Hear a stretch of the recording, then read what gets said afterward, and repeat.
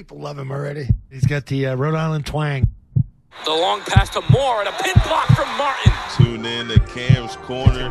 He's going to make it here. Draws the foul for another Rhode Island and one. Podcast. His own podcast. It's good off the backboard and in. On a break.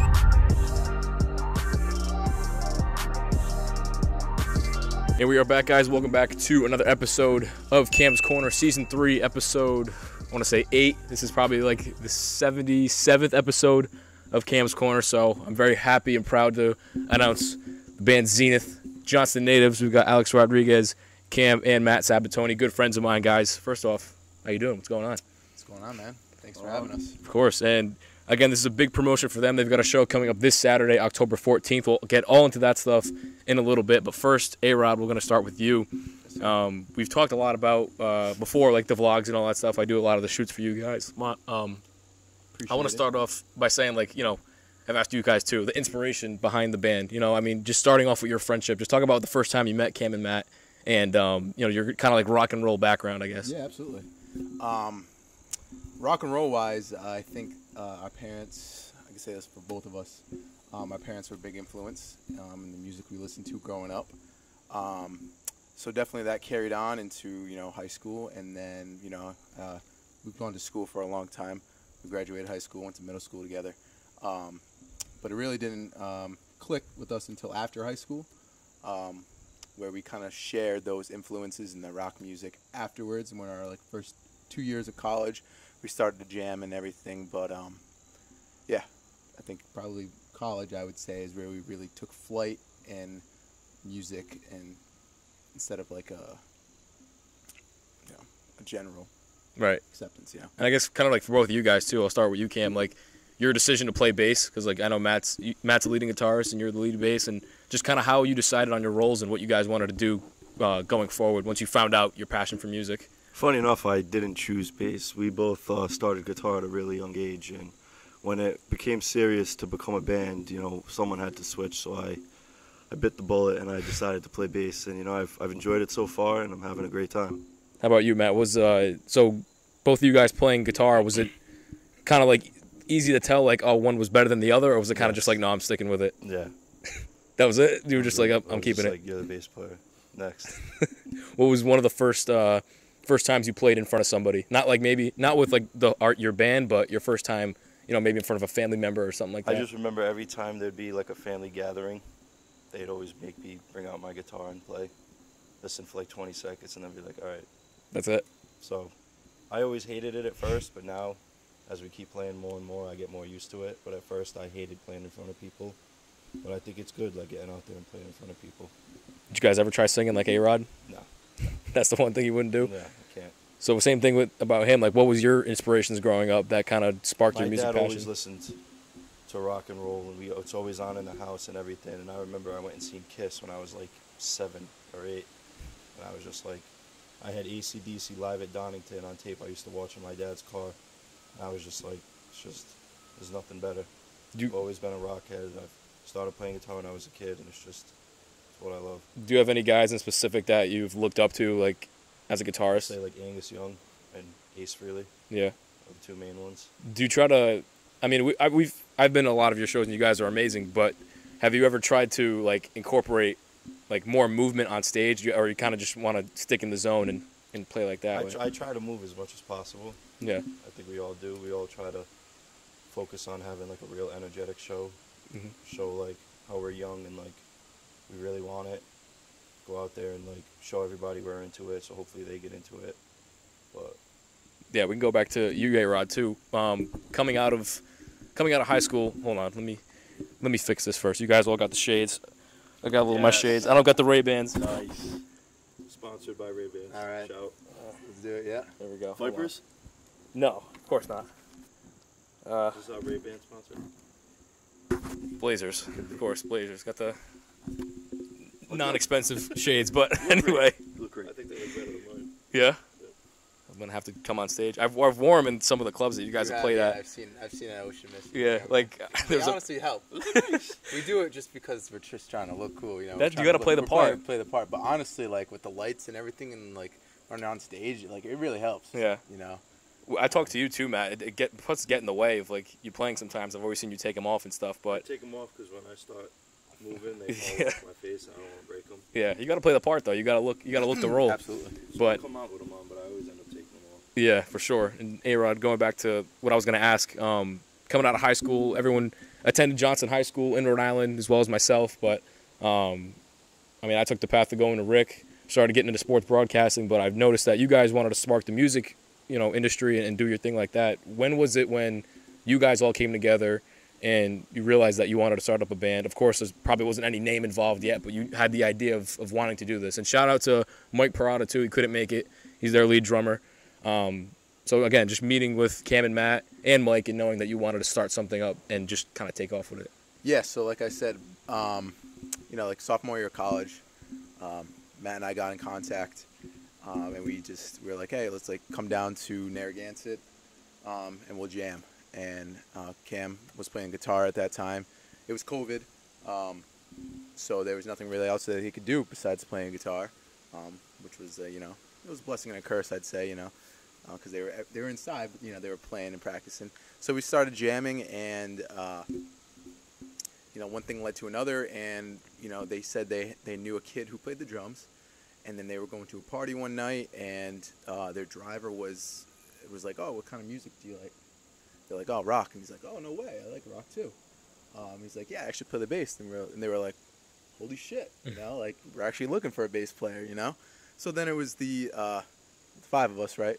And then we were jamming inside their little house in Narragansett, but those guys lived kind of far away, and we wanted to try to get started, playing at little bars and everything. So they hit up our friend Mikey, who unfortunately we said can't be here today. But Mikey and them go back a long time.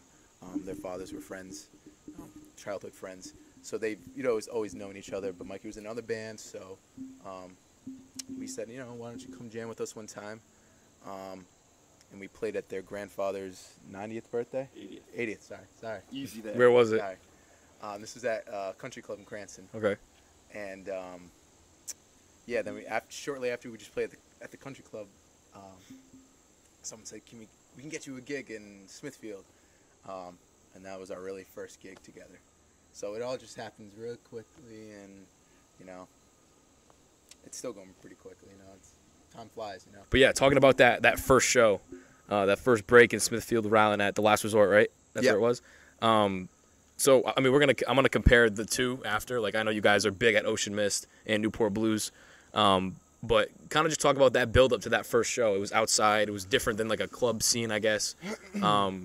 Talk about your emotions and kind of how you landed on that gig, because it's tough to get your first gig, and it's tough to get you out there without any, you didn't have any music out, you didn't have anything that you could kind of show like, oh, we're good at this, we have this, but you kind of just went for it and you got it. So just talk about everything that went into that first gig.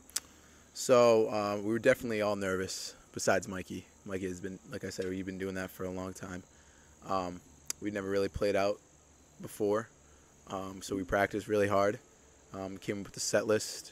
But the day of the show, we really had some nerves, and I'll let Cam Sab give you some, because he always likes to comment on that day. It was a terrifying day, honestly. I didn't eat anything that day. I was honestly really nervous. I could speak for the 3 of us here, but once you get on stage and those first few notes are played, the nerves really go away. And it was a fun show, and it really started everything that we're doing now. So it sucked at first, but we're over it now. Matt, talk about like what goes into like your preparation. I know like for someone like me, I'm a broadcaster, so I try to do as much as I can within the week. I don't know if that's the longevity of your preparation, but just talk about what it's like to kind of get in the zone and know like, okay, I got to show this Friday. I got to prep almost every day and just make sure that I'm on point in everything that I do. Well, we always practice, like we practice every week, but especially like a week we have shows, we'll practice every single day, like boot camp kind of. So we just always want to make sure we're on the money and we're just ready to go.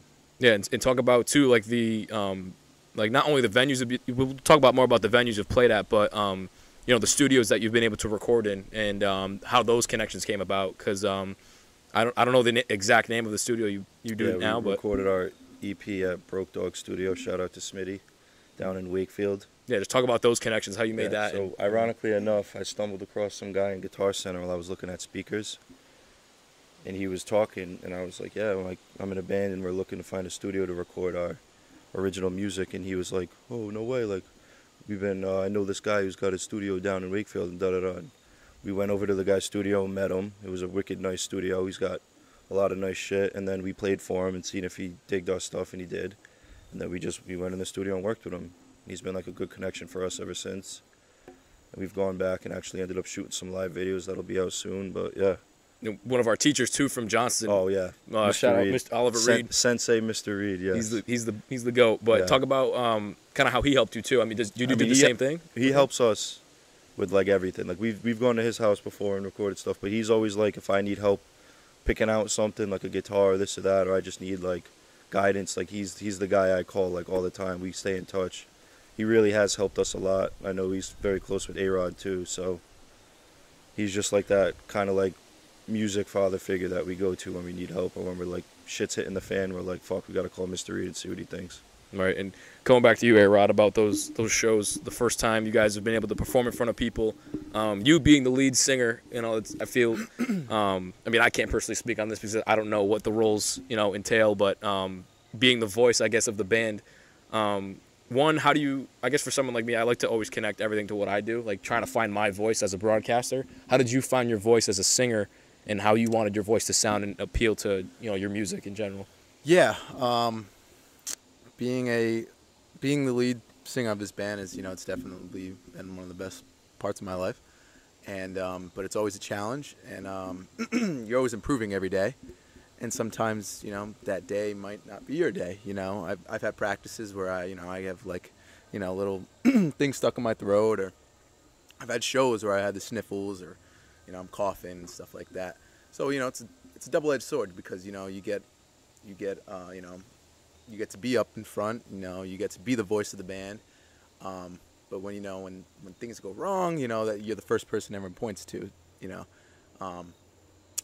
You know, I just take it day by day and show by show, and I just try to get better every day and practice as much as I can.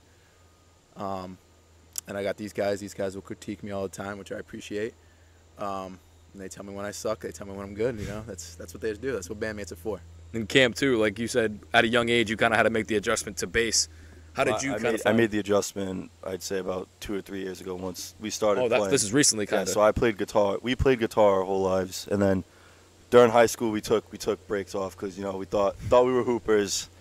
And then once college came back around, we picked it back up, and then once we started playing shows, when we were starting to jam, when we first started with the 5 of us, we had Chris on drums and our friend Rashad on bass. And then once the summer hit and school was over, you know, they lived too far. So like Matt said, he was better than me at guitar, so I had to pick up the bass. So that's how long I've been playing it. So. And kind of like a similar question I asked A-Rod, like, I guess your sound, I don't know if that relates or correlates to playing bass, but how did you kind of figure out what you wanted it to sound like and how you wanted it to kind of relate to the music that you guys play? Yeah, so bass and guitar are pretty much similar. You know, it's the same top 4 strings. So it was an easy switch, but I listened to bands my whole life, like Kiss, Black Sabbath, Motley Crue. You know, I try to emulate all little things from each band and put it into my own playing, and then I just serve the band its purpose. Whatever it needs from the bass, I deliver.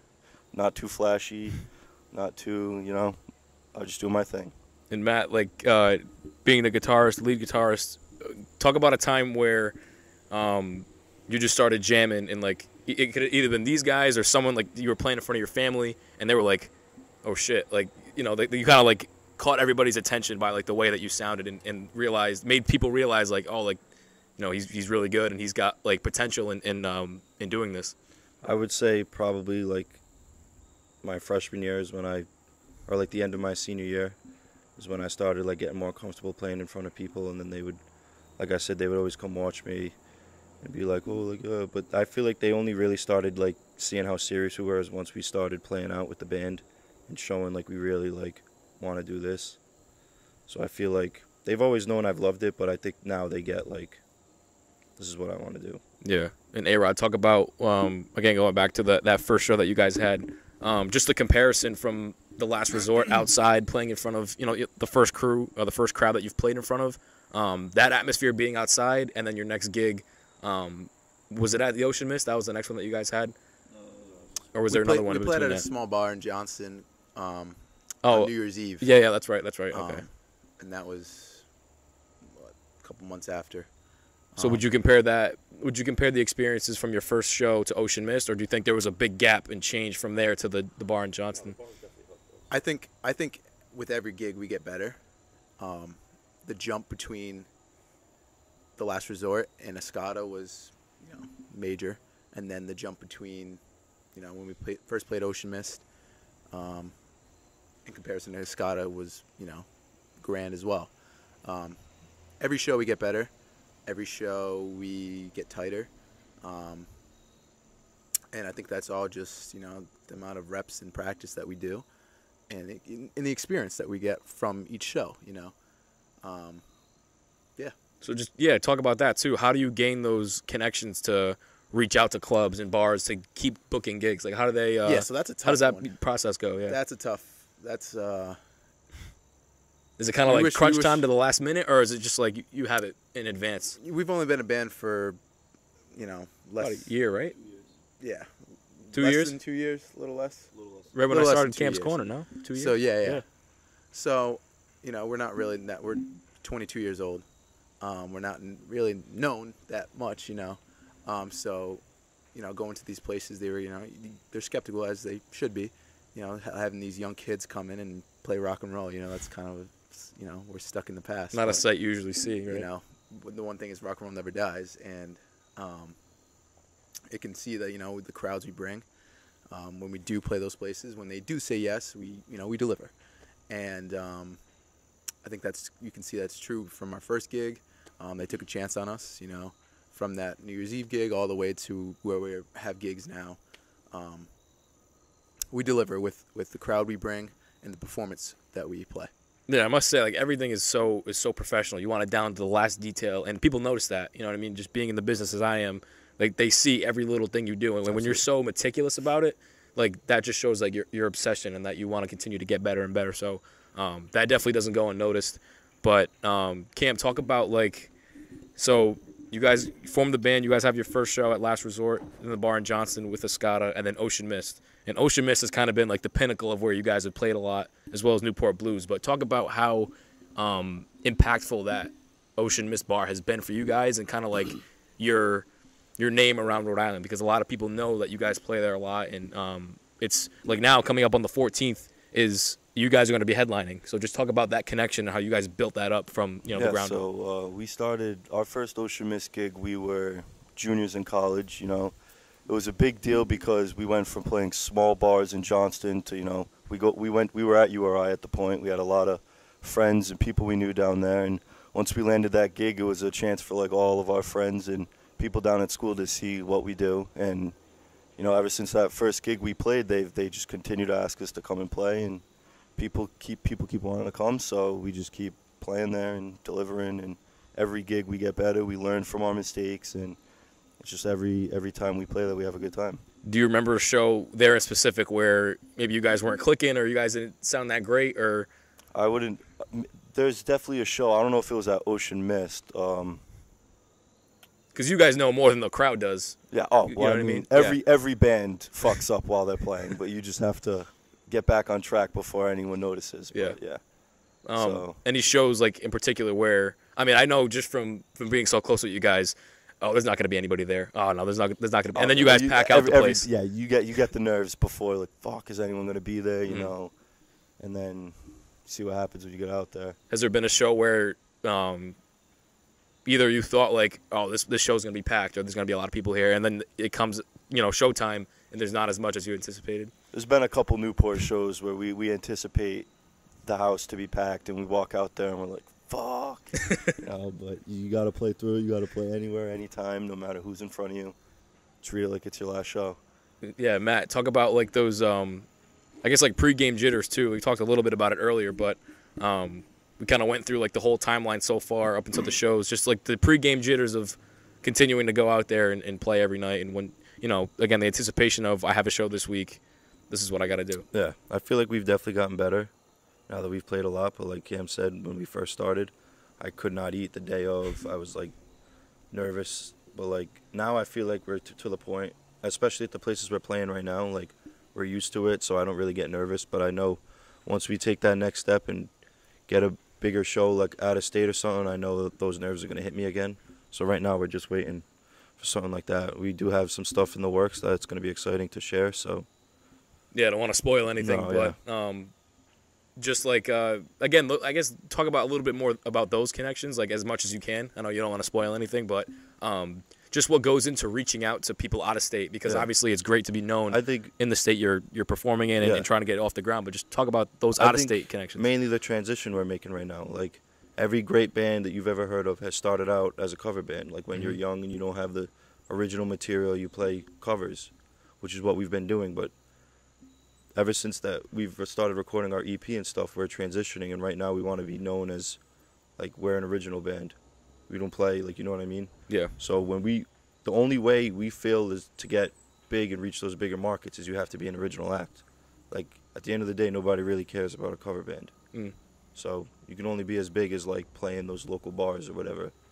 So to reach that next stage and to get into like the Boston venues and stuff, you got to be an original band. Yeah. So we've been working hard writing new material and everything, coming up with our own sound, trying to get our own look, like our own stage presence, everything, just so when that time comes, like we're ready for it.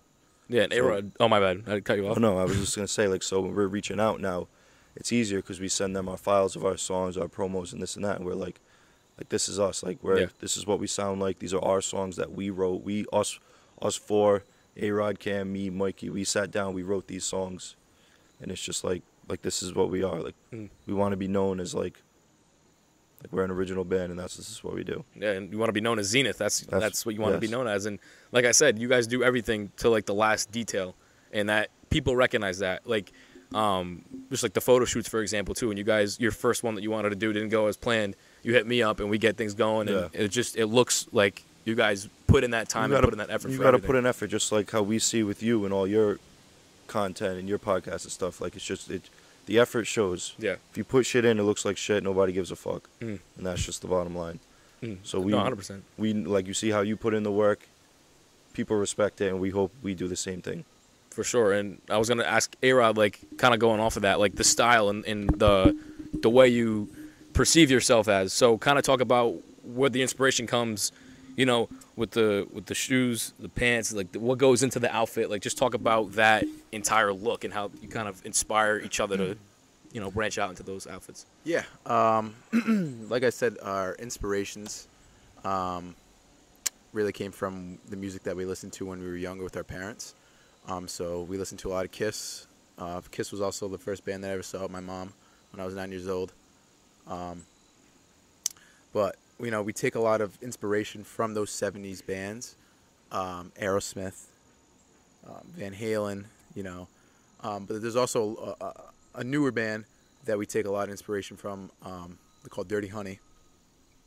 They were just on tour overseas in Europe, and now they're on a North American tour, I think, right now, actually. And they're bringing that classic rock sound back.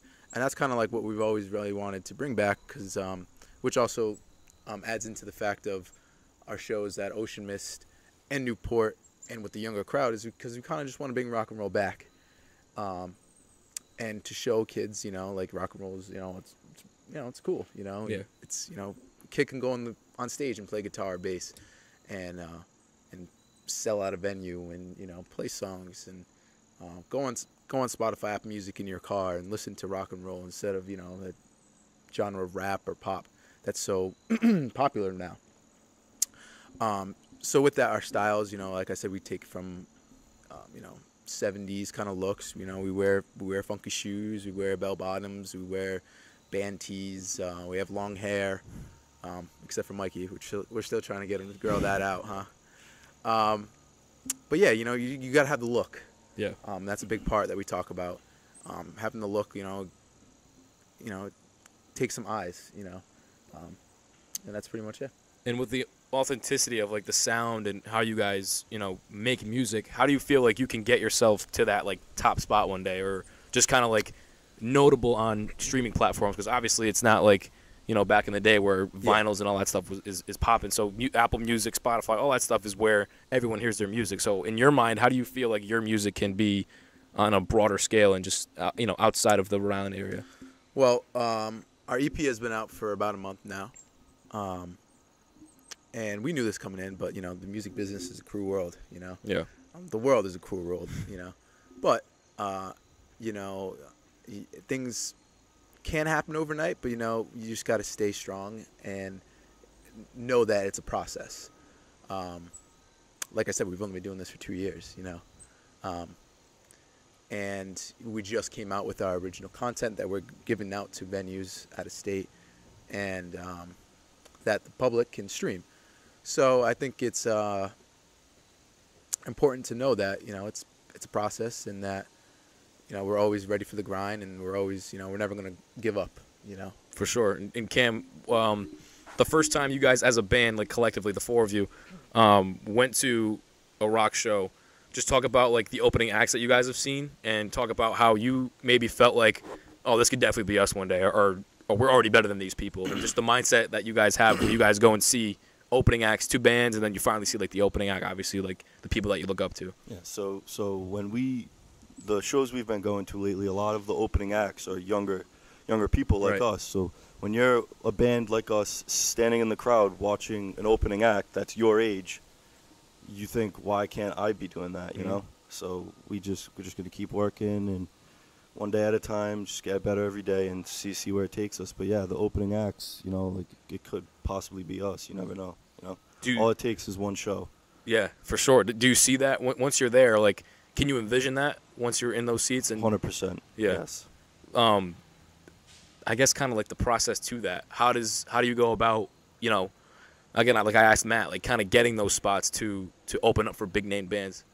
Like, how does that come about? It's definitely not easy. For first, it would probably be, you know, a bigger band would come to Boston, and then they would ask for a local opener, and then if we're lucky enough to get that opportunity, we have to blow the roof off the place, and hopefully us doing that will allow for more connections and more opportunities. So that's how it works. For sure. And along those same lines, Matt, just talk about the last show that you guys just had, or one of the last shows, was an original show. You guys played all your original songs off the EP to the top. We'll talk about that along with the sound of your guys' music as well. But just that experience alone, what it was like going into it, and just to be able to play all your songs and have it like it was. You guys didn't headline, but it was just all you, no covers. Yeah, so that was cool for us. So about, I would say, a week or two ago, we got the chance to open up for a band called Sorry X and Gina Fritz coming through town, and they were awesome.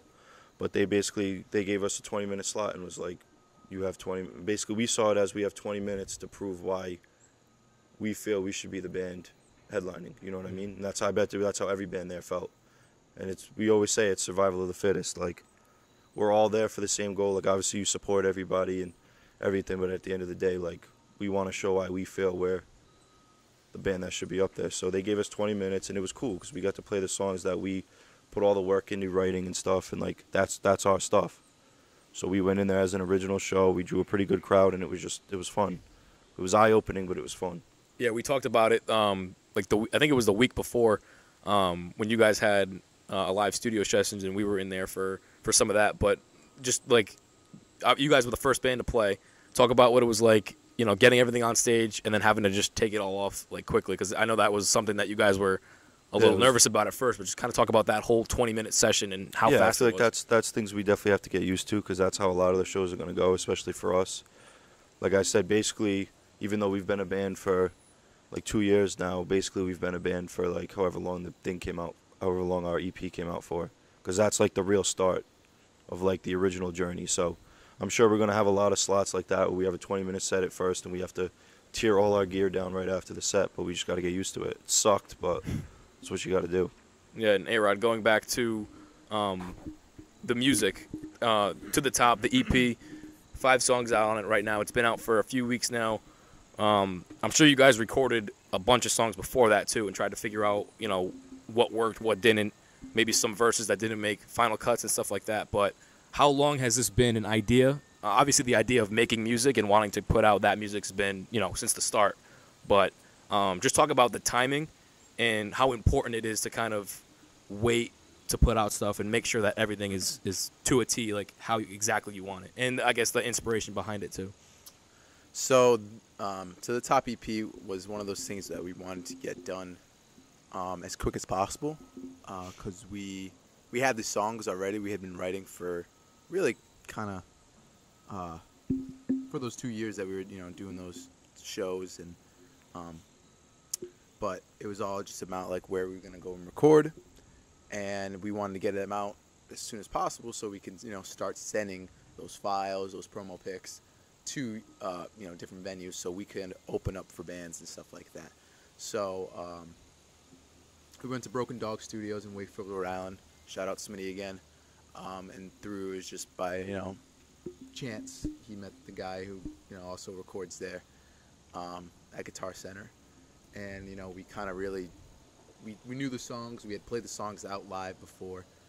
A couple times we'd had some rough patches in the road, but that's what you got to do. You got to, in the studio, you got to just grind it out. And I'd say take about like 2 weeks really to really get it done. And then we sent it out to get mastered up in Boston at Peerless Mastering. And then we got the files back, I'd say maybe 2 weeks later. But then we really wanted to, advertise it, and our debut single, Break You, which is streaming on platforms right now, came out July? August. August, yep. August, yeah. And we've had those files for a long time, but we wanted to, build up anticipation and advertise as much as we could. And then following that, it was like 4 or 5 weeks, and then we dropped the album. Yeah. Yeah. Is it what was I gonna ask? Like, with that, the inspiration behind everything, is it like you said? We were talking about this in the studio. How I'm like, my favorite song is To the Top. That's my favorite one on the EP. And you were like, that one sucks. And then you're like, they all suck. That's how you think of it. But that's not in reality how you think of it, obviously. Yeah, but just talk about when you listen to stuff back, how you're like, okay, this is good to go, this is set. When sometimes in your head you have like, you're self-conscious saying like, oh, maybe it's not ready. So, To the Top is the name of the EP, and it's also a track on the EP, right? That's one of those songs where it was a rough patch for me personally. But I think it's just, for a singer and for me, not everyone likes to hear the voice. I know you said you like to hear your voice, but people sometimes cringe, Yeah, oh, for sure. Voice, you know, and you say something wrong, you're like, oh, why did I say that? Right. And then when you sing, it's kind of like, oh, well, I know I could do better. Yeah. Every time you hear, I know I could do better. Or, 100%. oh, maybe I could have done this better here, But then when you do it, maybe you couldn't do it. But sometimes I do listen to the songs and our own songs. But most of the time, I kind of just, I'm like, all right, I listened to it a couple of times to make sure it was really good. With it being mastered and mixed and everything. But as it goes for my voice, I kind of like I said, I kind of like, oh, should I do that better?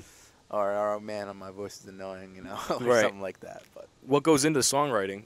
I know, obviously, from personal experiences and stuff like that, but we talked a little bit about it the last time I saw you guys, and how it's kind of like a group thing, and when we were doing vlogs as well, and Cam mentioned it's all you guys, obviously with the sound and everything, but just talk about kind of like the lyrics, I guess, and then we'll go around and how each and every one of you kind of figure out the sound. But we'll start with you with like the lyrics. Yeah, so us four are completely our own writers for every song that we have. And I think it all just starts with Matt having a riff or something, or maybe just an idea, really. Or like, I know we made a song a couple weeks ago that we're going to be playing this Saturday.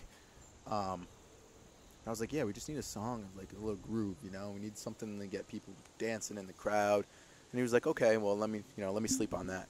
And that's really how most of our songs started, maybe from an influence or, a song that we hear on the radio. We're like, oh, that's pretty cool. Let me see if we can put our own spin to it. Because that's just the way the music business is, There's nothing really new under the sun, There's a lot of things that are that have been made, and you know, so you just got to put your own twist on things and take those influences, and really just, you know, make it as original as possible. But you can hear in every single song where the influences of that artist has come from. And Cam too, like bouncing off of that, like the sound on like we talked about it earlier too on when you made that transition to bass, but how A-Rod said how Matt kind of starts off with a riff and you guys kind of bounce off of that. How do you kind of find your rhythm and the sound for whatever track you guys are doing? I would say when we're thinking of a song, you know, Matt will come up with the riff. He'll come up to my room, and you know, me and him will jam on it. And if I feel like we're both clicking, and then we'll bring it to practice, and then once it's all together, it's a lot easier for A-Rod to come up with lyrics and find the melody of the song. So, you know, once Matt comes up with the riff, I'll try to chip in as much as I can, add my own twist to it, and see where it goes from there. Have you ever had an idea like yourself, like thinking of maybe how the song would go or how certain songs sound and stuff like that? Yeah, I feel like we're all open on our own respective instruments. Like if I feel like the guitar part should have this instead, you know, he's very open to changing it up. Or like if the chorus should go like this, you know, we're all open to all ideas. But I've had riffs that I've made that have been shot down immediately, so I just let him do his thing. Yeah, Matt, talk about like similar to a previous question about playing in front of your family and someone kind of realized, oh, like he's good, he's got like potential. Where you guys were jamming and somebody was like, all right, wait, stop, like that was good, keep doing that, and that's kind of what sparked a certain song that maybe isn't out yet or one that is out yet or one that is out now. Excuse me. Yeah, so I feel like that's how most of them start. Mm-hmm. I always be in my room coming up with stuff, and I'm like, oh, this is so cool, and I go to practice and I play it, and I know if it's good, it's because usually Mikey's like, wait, play that again. But then I'll have one I really like and I'll play it, and nobody looks up, and I'll play it louder and nobody says anything. I'm like, well, fuck me then, whatever. I guess that one sucks. But going on the one he was saying with the thing, we were playing, and I had this riff I liked, and he was just like you're not being groovy enough, like you got to be groovy. I was like, fuck you, I'm gonna go home and be groovy. So I went home and I sat down and I came up with this thing, and I was like, yeah, I got it. And I sent him it, and he was like, yes, that's what I'm talking about. So sometimes it's just being open with them, saying like, you're kind of not cutting it right now. So I went home and I was like, fuck you, I'm gonna show you I can get groovy if you want me to. So that's what I did. But most of the time, like, I know the song Mr. Bravado, I was just playing the riff, and Mikey was like, what was that? And he was like, play that again. And then he started doing the drums to it, and then we had it good, but we didn't have a chorus. And then luckily he found a voice memo in his phone that was like a year old of a chorus to a different song that ended up being in the same key that we could have made it fit. So I feel like that was just like cool how that whole song just came together, and that honestly was written in like a day. I feel like that's the best ones, is when you don't have to, like, there's songs we have that we've been working on and we're just like, it's just not going to work for now. Yeah. Leave those on the back burner. That process, it's so cool to hear on how what goes into it, and obviously like inspiration, but those kinds of stories are what people like love to hear. You know, like just, oh, play that again. Oh my God, how'd that sound? And it's like, could be like your biggest song ever, right? I guess talk about that with Break You. That was your first single to come out, your first original piece of music. You know, when you guys started, because I think it was a show at Ocean Mist, and that was when we did the first vlog, was, oh, we're going to be playing Break You. This is going to be our first song coming out. And no one really knew what it was at first in the crowd, but you guys are just jamming. And I already knew what the song sounded like, but you guys were jamming. I'm like, oh, wait, is this it? And then you guys get into it. So obviously, like, just jamming, and that kind of helps you think of ideas. But just talk about your first memory of coming up with that song and how that kind of all started. So I don't really remember exactly when I came up with that, but I had the intro riff, and then I didn't have the riff after it, and I remember Mikey was like, we should do, like, the hits that are in the song, and then I was like, oh, that's cool. And then once we started playing it, you could tell he started, like, feeling it more, and then he just started singing. And honestly, what he's saying off for the chorus off rip was what it ended up being, and we feel like that's the best, is when he just comes up with the chorus on the spot, it's usually when it's the best.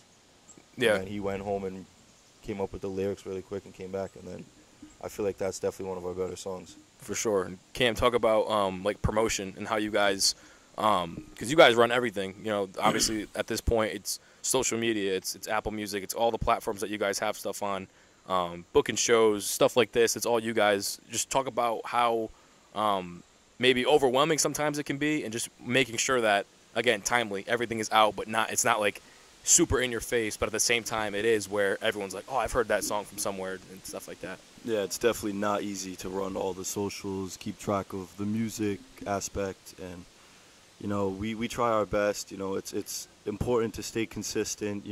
When a song's coming out or like when the EP's coming out, you have to shove it in people's faces, as people might be like, oh, what the fuck, like they're posting this again, this song again, but like you have to shove it down their throats so that the song sticks in their head. And we try to display our social media so it's consistent and it looks appealing, and yeah, that's how it. Like the band you guys talked about a lot that you have inspiration from is Dirty Honey, and when we were doing, I think the second vlog that I don't think is out yet, but you guys you had them send you a video and they were shouting you guys out in a video. Just kind of talk about that experience. And how that was. My dad's work friend ironically plays golf with some guy who's, I guess, best friends with Mark LaBelle, the lead singer of Dirty Honey, and I didn't believe him. I was like, you're full of shit, like you don't know him. So then he's like, how about I get a video of Dirty Honey shouting you out? I was like, that's never gonna happen. And then ironically, he got a video to send to us, and it was just a cool moment to see, a band that we look up to, shout us out. So that was a cool experience. Do you guys try to keep those connections, daily? Because sometimes that could be, you could be the open act for them. So just kind of talk about like keeping those connections. Yeah. So we're gonna stay in touch. We're gonna try to, hopefully we're gonna meet them. Hopefully, so we're gonna try to stay on top of that. But yeah, we would love to have an opportunity to open up for a band like that. Really idolize them. So I think we'd fit great together on a bill. Yeah, and A-Rod, talk about going forward now. We went through like your entire timeline of starting off, how everything kind of sparked. I know me and Matt talked about the name of Zeneth in the first vlog and how everything came to be. But now that it's been 2 years now, you guys have been playing almost everywhere in Rhode Island. I guess that next step, now that this year is in full swing, that next step now that the EP is out, what is in store? What do you have planned, and what is like your end goal, like coming up soon? Yep. So, what we're doing now really is we're just trying to perfect a opening set, and just a set in general. So this Saturday we have a show at Ocean Mist, which we're going to talk about later, I'm sure. Mm-hmm. And we're playing for about an hour and a half, but like we just played the 20 minutes down in Providence. We perfected that set. So really we're just trying to perfect a strong set, so whenever that opportunity comes, who we're in connections with right now, we blow it out of the water. There are a couple of venues up in Massachusetts that we've been in contact with, and we're hoping to get on a bill pretty soon. We don't want to disclose too many things. Yeah, right. But definitely, if you follow us, be on the lookout. We have a lot of things in store and a lot of plans for the future. But really, we're just preparing for that, and so that we can really knock the ball out of the ballpark. Yeah, and we've talked too again about everything that's happened on your guys' journey, and where it's been able to take you. I love to ask specifically on this podcast, like memorable moments for athletes and coaches and broadcasters and things like that, and like they're welcome to wherever it is. So say like for example, like I talked to Ricky Lito a few months ago, like on his welcome to the NBA moment, or a college player on their welcome to college moment. I guess your moment where this was like, okay, this is the big leagues. Now we have to perform in front of people. We have to start doing our own music and getting it out there so people recognize us. So I guess your first welcome to the music industry moment. I think there was two moments. The first, when we played Ocean Mist last fall, so about a year ago, we had the crowd chanting our name. And I know you played a role into that. We appreciate that. But I think it was just the fact that they were chanting our name. They're college kids. Like I said earlier, college kids, they like rap, they like pop. That genre of music is done. But the fact that they were chanting our name, we're a rock band, playing at a live music venue, like you don't see that too often. No. The live music scene is really dead, especially here in Rhode Island. And the fact that we got, a crowd of college students, 21, 20, 25, I'd say probably the age cap right there. To chant our name and to stay there and to really listen to our music and listen to us on the stage, like I think that was pretty cool moment. and it got us hype. But really, what I think for all of us, Mikey wasn't there unfortunately, but we saw Greta Van Fleet, another band, probably the biggest band in the world right now, play at Mohegan Sun about a year ago, and we were front row. We camped out all day, and when they came out, we were like, wow, they're 26 years old. We're 22. They've been doing this probably since they were like 17. But just the fact that they were 26 years old in 2022, 26 years old up on stage at Mohegan Sun at a venue like that, sold out arena. Gives you perspective. Fire going off in the background, solos, crowd going crazy. We all looked at each other and we were like, wow, like that's what we want to do. Yeah. Whatever it takes to get there is what we're going to do because that's what we want to be, And now Greta Van Fleet's playing at TD Gardens, Madison Square Gardens. They're huge. Yeah. And it's been awesome to see that their growth, because they just started out like we were, playing, small bars, with their original songs, but also doing covers and stuff like that. And now they're playing TD Garden, Madison Square Garden, So it just goes to show you that they're bringing rock and roll back. So let's, we're hopping on the train. For sure. And we'll go down the line too. Cam, you're welcome to the music industry moment, or one of your most memorable moments so far throughout your music journey. Honestly, I would have to agree with the 2 points that A-Rod made. Last year we're standing outside Ocean Mist, they're chanting our name. I was like, holy shit, like that's really cool, And then you go on stage, you see like that crowd of people all our age. It's like really eye-opening to see like the opportunity, the potential that rock and roll has to be back. And then obviously going to Mohegan Sun, and then we went to see Greta 2 weeks ago at TD Garden, and you just see kids in their 20s playing arenas that big. It really opens your eyes to see the possibilities that rock has in store. So I'd say I'd have to agree with him. For sure. And Matt, you probably agree same with thing him too. Well, since they did 2 positives, I guess I'll do like 2 negatives. Yeah. Because like welcome to the league's like a negative, like kind of like fuck, like it could be, or something like that. Yeah. So I'm gonna say, I would say the 2 like welcome to the music industry moments we had was, I remember we played, I forgot where in Cranston, but it was a real shitty show. There was nobody there, and we were like, fuck, this sucks. Were you guys playing well, or was it just like there was just no one there? There was everything about it sucked. I'm not gonna lie. I was really contemplating just quitting. Knows. Mikey, I'm not gonna throw anybody under. I know exactly where it was. Mikey will know. I know exactly where it was. Mikey knows exactly what I'm talking about because it was his fault. I'm not. And our friends and family. I'm not gonna say anything. I'm not gonna shout the place out because that's not good. But it sucked really bad. And after that show, I was like, I don't even want to do this anymore. Like, this sucks. So you know what I mean? Like we go from having the highs of this, and then we play there, and it blows. I'm not gonna lie. And then I'm gonna say another thing was the studio was, I feel like, a real eye-opening experience for us, because I know, especially me personally, I've never heard myself like that close under a microscope, like what we really sound like. And I know A-Rod too, like hearing yourself back and you're like, fuck, is that what I sound like? Like, what the fuck? So I think we definitely had to like tighten our shit up for the studio. So I would say like the 2 like, oh shit, welcome to the music industry moments was definitely like a real shitty show, and like how tight you have to be in the studio to get like a good performance out of yourself, and how like disciplined you have to be. Yeah, those are always like the best questions I feel when I ask, because that's when like the athlete or the coach or whoever it is, they break out of their shell and they have all these kinds of like, funny moments and things like that that happen for sure. Yeah. I guess we'll talk a little bit about that too before we talk about the show coming up.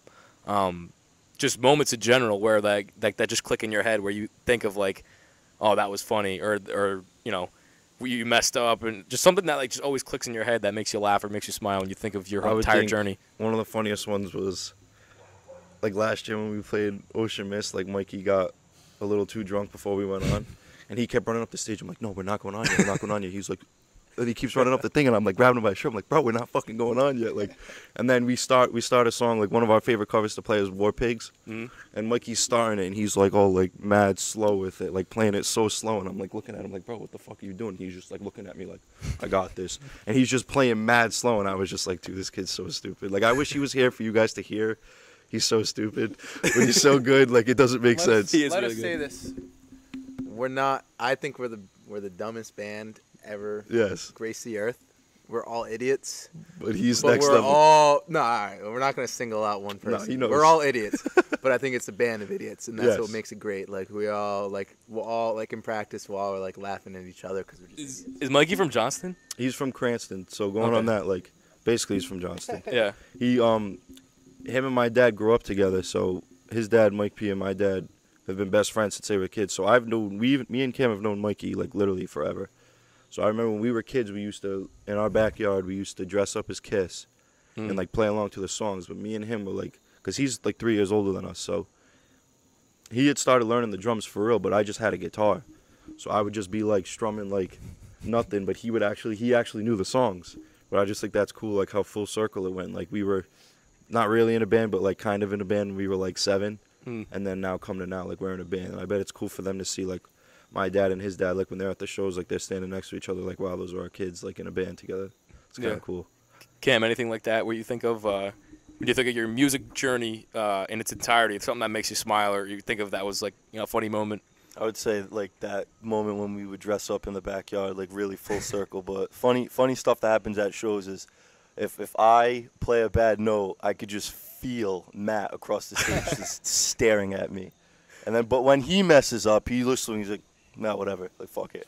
But when I mess up, it's like death stare, so yeah. And it's like no one, like you and me said, like no one notices it except for you. Yes. And everyone's like, this sounds like great, and it is always great. But the little meticulous things, like that's where the obsession comes in. Like I said before, 99.999% of bands will mess up on stage, but you just have to, a true professional knows how to mask the mistake and just play through. You know, like there's a lot of times bands play, like the guitar player breaks the string and you just got to play through it, you know. For sure. So that's what we try to do. Right, and we'll cap stuff off with the show coming up on the 14th. A-Rod, I know you wanted to talk about that a lot. So this is going to be is it your first show headlining? Or is it? talk about the. This time around, we're lucky enough to have the connection at Ocean Mist. Yeah, for sure. Like I said, it was kind of like back on a couple questions ago, we were talking about, the live music scene and how tough it is to, get in contact with a lot of people, just in Rhode Island, we're 22 years old. We've only been a band for 2 years, so a lot of the venues don't even know who we are. But this time around, we asked Ocean Mist to, we're going to do a completely original show. And we wanted to have another band open up for us. Oh, so it's completely original. It's completely original. So an hour and a half of just all your stuff. We're on for an hour and a half. Oh, so you got some music. They got some music in the vault that I haven't heard. Absolutely. Okay. All right. We're going to throw a couple covers out there because, we want to appease our audience. We know it's college sure. and we know it's... Catch people's attention. But the whole point was we wanted to have a band open up for us who is also a URI alumni band. They're called the Still Nobles. Go check them out on social media. They'll be playing at 9 o'clock, 9 to 10. We're on 10:30 to 12. So we wanted to have a band open up for us and have us, feel like a real concert experience for the college students and the URI alumni coming back, and just show that, to Ocean Mist, the venue, and to the kids, like, hey, these kids they're getting better every single day, every single week, and a year. And here we are with our original material that has been released, which is insane. And here we are playing it live for you, and we put twists into it, and we make it a show because that's what we do. We all saw Kiss when we were younger. What Kiss really is a theatrical concert, and we said, we're going to put on a show no matter what we do, no matter if there's one person there, 100 people there, 1,000 people there. We're going to put it on a show, whether that be dressing the whole 9 yards, using fog machines, confetti cannons, beach balls, doing jams, beach balls. We're going to do every single thing we can in order to put on a great show because that's just what we do. That's what we want to. We want to leave that night and have every single one of those supporters and people in the crowd be like, wow, they gave the maximum effort, and you're going to see that on this Saturday, absolutely. Yeah, an hour and a half. I didn't know it was almost all originals. That's pretty cool, and that's good to hear. And definitely, like, people that have been following you are going to be excited to hear. Obviously, the EP that you put out because, we've done that live before, but the new stuff, that's going to be, a sight to see once it finally comes out. So I can't wait to hear it. I'll be there. I know a lot of our boys are going to be there. So is there anything else you want to plug for the show and kind of just promote it for this coming Saturday? This Saturday, October 14th, 9 to 12. 9 to 12? 9 to 12. So, yes. okay, you guys don't know what's going on at 9 o'clock. Right. Doors open, probably 9 o'clock. Open all day, but, the venue will open. Still know what's going on at 9 o'clock. We'll have a quick changeover. We'll go on at 10:30. We'll play to about 12. You can get your tickets online or at the door, $10.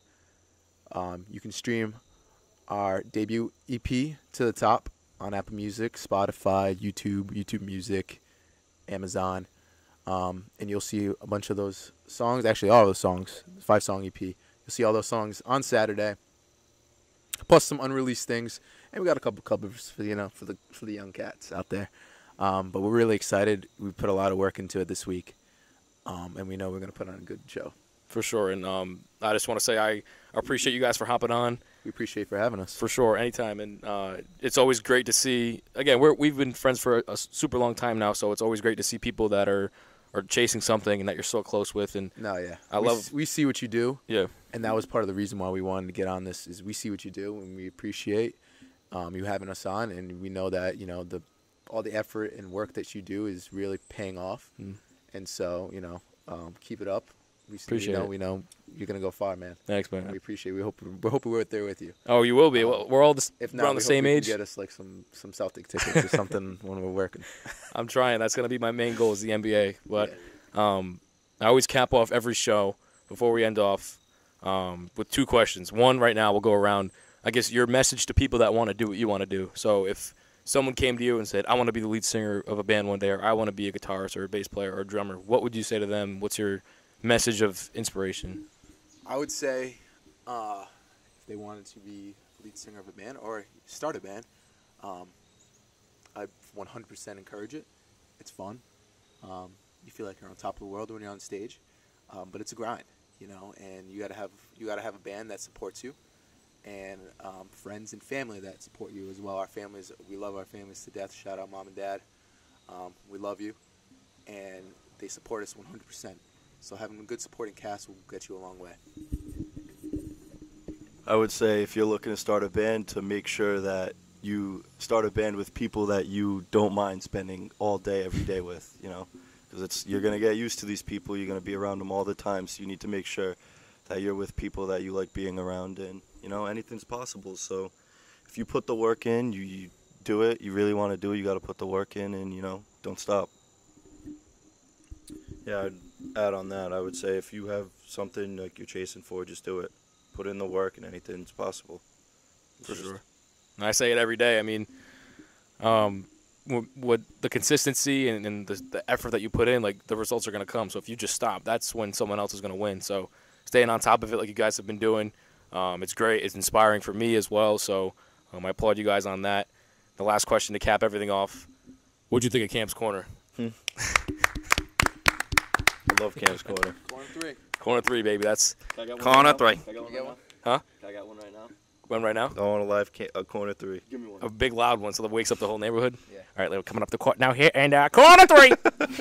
That's how we'll cap it off, guys. Thank you for tuning into this episode with Zeneth, Alex Rodriguez, Cam Sabitoni, and Matt Sabitoni. Shout out to Mike Perrotta, their drummer. October 14th, catch them at Ocean Mist at 9 o'clock. Doors open. You get your tickets online, like A-Rod said, or at the door. So we'll see you guys in the next episode of Cam's Corner and more Zeneth content at Zeneth Official on YouTube and all social media platforms. Bye. Corner 3!